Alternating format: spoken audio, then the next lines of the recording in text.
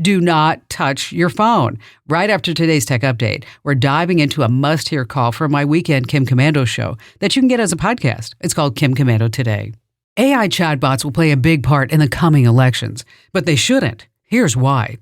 The Swiss and Germans take to new technology as quickly as we Americans, and researchers in both countries say that during their elections in October, Microsoft's Bing AI chatbot, when asked basic questions about the candidates' polls and scandals, gave incorrect, misleading answers 30% of the time.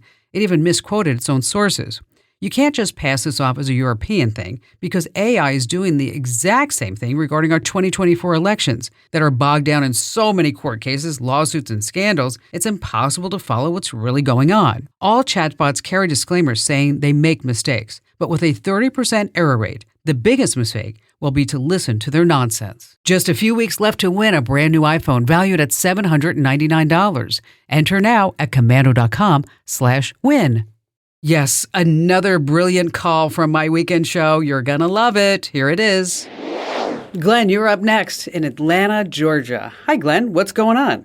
Good afternoon, Kim. So great to talk to you today. I'm a first-time caller, but a long-time reader of your articles, anywhere from preventing scams to saving more money at Costco. So I appreciate everything you do for us out there. I'm here for you. Thanks, Kim. I have just purchased a 24-inch Vizio TV for our kitchen, and in order to use the wireless capability, I have to agree to both Vizio and Google terms of service, as well as their privacy policies. That concerns me. I'm not sure if it should, is it kind of the first question. And then, is there a way to get around that, or should I just return the TV and get another one? Well, let's talk about Vizio. And Vizio isn't alone in this. Vizio actually makes 2 times revenues selling data than it does selling TV. So let me put that into perspective. They call it the Platform Plus. So when you look at Vizio's revenues for over, say, 3 months, this Platform Plus, and it sounds really good, like, oh, I like Platform Plus. I would want to have Platform Plus. I mean, why wouldn't I? It pulled in around $58 million in gross profit. Okay. How much do you think they made selling their TVs? Well, I kind of gave it away because I said 2 times. Selling their TVs, they made around $25 million. Okay. So you can see where the TV is becoming the loss leader. And that's because Vizio uses its TVs to gain access to the real money makers, which is what? Your data and advertising data. And so you can turn it off if you want on Vizio. If you have a brand new Vizio Smart TV, which you have, it's going to be under System and then Reset and Admin, and then it says Viewing Data. Don't worry about writing that down. We'll send that to you, okay? If you have an older Vizio, just happen to be listening, it's under Internet Apps.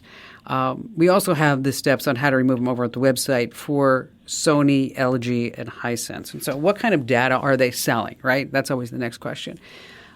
What you're watching, how long you watch, the commercials that you actually sit through, the commercials that you skip.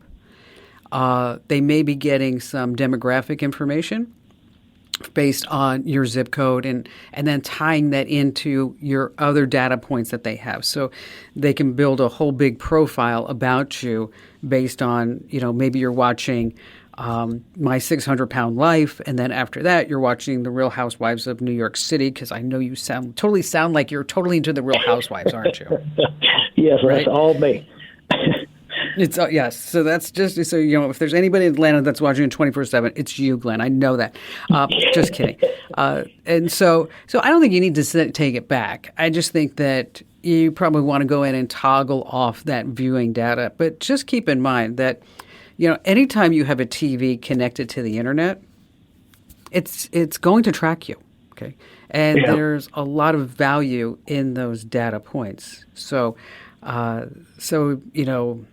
just it's something to worry about. If you don't like it, turn it off. Otherwise, you can leave it on. Okay, awesome. Well, obviously, I'll turn it off. I am in IT, and it worries me that the company's collecting the data they do on us nowadays. I know.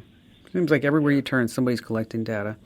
Yeah. Again, if you need those steps, just hang on the line, Glenn. We're going to send you those steps.